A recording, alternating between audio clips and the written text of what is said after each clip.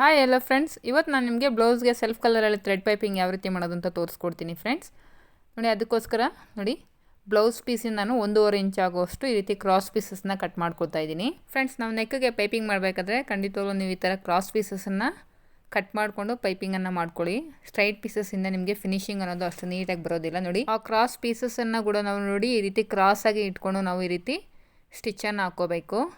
ನೋಡಿ, ಈಗ ರೆಡಿ ಮಾಡ್ಕೊಂಡಿರೋ ಅಂಥ ಕ್ರಾಸ್ ಪೀಸಸ್ನ ಈಗ ನೆಕ್ ಸುತ್ತೂನ ನಾವು 1/4 ಇಂಚ್ ಮಾರ್ಜಿನ್ಗೆ ಈ ರೀತಿ ಸ್ಟಿಚ್ಚನ್ನು ಹಾಕೋಬರಬೇಕು. ನೆಕ್ ಪೂರ್ತಿ ಒಂದೇ ಮಾರ್ಜಿನ್ ಇರಲಿ ಫ್ರೆಂಡ್ಸ್. ಒಂದು ಹತ್ರ 1/2 ಇಂಚ್ ಬರೋದು, ಒಂದೊಂದು ಹತ್ರ 1/4 ಇಂಚ್ ಮಾರ್ಜಿನ್ ಸ್ಟಿಚ್ ಮಾಡೋದು, ಈ ಥರ ಮಾಡಬೇಡಿ.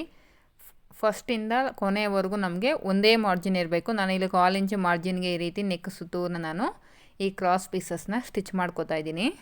ನೋಡಿ, ಈ ರೀತಿ ಈಗ ಪ್ರತಿಯೊಂದು ಬ್ಲೌಸ್ಗೂ ಥ್ರೆಡ್ ಪೈಪಿಂಗ್ ಸ್ಟಿಚ್ ಮಾಡಿಸ್ಕೊಳ್ಳೋದು ತುಂಬ ಕಾಮನ್ ಆಗಿಬಿಟ್ಟಿದೆ. ಈಗ ನಾರ್ಮಲಾಗಿ ಪೈಪಿಂಗ್ ಯಾರೂ ಕೂಡ ಸ್ಟಿಚ್ ಮಾಡಿಸ್ಕೊಳ್ಳೋದಿಲ್ಲ. ನೋಡಿ, ಈ ಕರ್ವ್ಸ್ ಹತ್ರ ಈ ರೀತಿ ನಾವು ಹಾಕಿರೋ ಸ್ಟಿಚ್ ಕಟ್ ಆಗದೆ ಇರೋ ಥರ ಈ ಥರ ಟಕ್ಸನ್ನು ಇಟ್ಕೋಬೇಕು.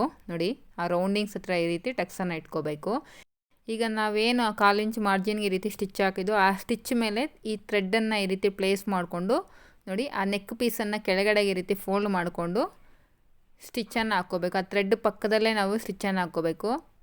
ಹಾಗೆ ಆ ನೆಕ್ ಪೀಸು ಮತ್ತು ಥ್ರೆಡ್ ಎರಡೂ ಕೂಡ ಲೂಸ್ ಬರದೇ ಇರೋ ಥರ ಈ ರೀತಿ ಟೈಟಾಗಿ ನಾವು ಕ್ಲಾತನ್ನು ಫೋಲ್ಡ್ ಮಾಡಿಕೊಂಡು ಟೈಟಾಗಿ ಹಿಡ್ಕೊಂಡು ನಾವು ಸ್ಟಿಚ್ಚನ್ನು ಹಾಕ್ಕೋಬೇಕು ಫ್ರೆಂಡ್ಸ್. ಆಗಲೇ ನಮಗೆ ಥ್ರೆಡ್ ಪೈಪಿಂಗ್ ಅನ್ನೋದು ಫಿನಿಶಿಂಗ್ ಅನ್ನೋದು ನೀಟಾಗಿ ಬರುತ್ತೆ ಫ್ರೆಂಡ್ಸ್. ಇಲ್ಲಿ ನೀವು ಆ ಥ್ರೆಡ್ಡು ಮತ್ತು ಆ ನೆಕ್ ಪೀಸನ್ನು ಎಷ್ಟು ಟೈಟಾಗಿ ಫೋಲ್ಡ್ ಮಾಡಿಕೊಂಡು ನೀವು ಸ್ಟಿಚ್ ಹಾಕ್ತೀರಾ ಅನ್ನೋದು ಇಂಪಾರ್ಟೆಂಟು. ಹಾಗೆ ಆ ರೌಂಡಿಂಗ್ಸ್ ಹತ್ರ ಕೂಡ ನಾವು ಈ ಥ್ರೆಡ್ ಪೈಪಿಂಗ್ನ ಸ್ಟಿಚ್ ಮಾಡೋಬೇಕಾದ್ರೆ ನೋಡಿ ಆ ಶೇಪ್ ಯಾವ ರೀತಿ ಇರುತ್ತೋ ಅದೇ ರೀತಿ ನಾವು ಕ್ಲಾತನ್ನು ಈ ರೀತಿ ಜರುಗಿಸ್ಕೋಬೇಕು. ಆಗಲೇ ನಮಗೆ ಫಿನಿಶಿಂಗ್ ಅನ್ನೋದು ನೀಟಾಗಿ ಬರುತ್ತೆ. ಆ ರೌಂಡಿಂಗ್ಸ್ ಹತ್ರ ಏನು 1/4 ಇಂಚಿಗೆ ಸ್ಟಿಚ್ ಹಾಕಿರ್ತೀರೋ ಆ ಸ್ಟಿಚ್ ಮೇಲೆ ನೀವು ಥ್ರೆಡ್ಡನ್ನು ಪ್ಲೇಸ್ ಮಾಡ್ಕೋಬೇಕು ಫ್ರೆಂಡ್ಸ್. ಆದಷ್ಟು ಥ್ರೆಡ್ ಪಕ್ಕದಲ್ಲೇ ನಾವು ಸ್ಟಿಚ್ಚನ್ನು ಹಾಕ್ಕೋಬೇಕು ಫ್ರೆಂಡ್ಸ್. ತುಂಬ ಮೆಥಡ್ಸಲ್ಲಿ ನಾವು ಥ್ರೆಡ್ ಪೈಪಿಂಗ್ನ ಸ್ಟಿಚ್ ಮಾಡ್ಕೋಬೋದು. ಅದರಲ್ಲಿ ಇದು ಒಂದು ಮೆಥಡು.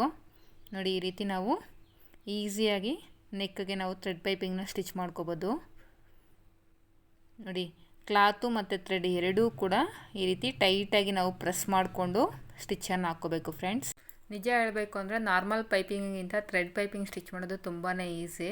ಅಂದರೆ ನಮಗೆ ಪ್ರಾಕ್ಟೀಸ್ ಆಗಬೇಕು. ಹಾಗೆ ಮಾತ್ರ ನಮಗೆ ಇಷ್ಟು ಈಸಿನ ಥ್ರೆಡ್ ಪೈಪಿಂಗ್ ಸ್ಟಿಚ್ ಮಾಡೋದು ಅಂತ ಅನಿಸುತ್ತೆ. ನೋಡಿ ಯಾವ ರೀತಿ ಬಂದಿದೆ ಅಂತ.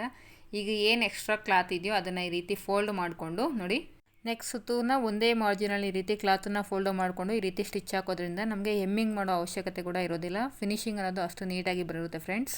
ನೀವು ಈ ಮೆಥಡಲ್ಲಿ ಒಂದು ಸಲ ಥ್ರೆಡ್ ಪೈಪಿಂಗ್ನ ಸ್ಟಿಚ್ ಮಾಡೋದನ್ನು ಟ್ರೈ ಮಾಡಿ ಫ್ರೆಂಡ್ಸ್. ಹೇಗೆ ಬಂತು ಅಂತ ನನಗೆ ಕಮೆಂಟ್ ಮಾಡಿ. ಈ ವಿಡಿಯೋ ನಿಮಗೆ ಯೂಸ್ಫುಲ್ ಆಗಿದೆ ಖಂಡಿತವಾಗ್ಲೂ ಒಂದು ಲೈಕ್ ಮಾಡಿ.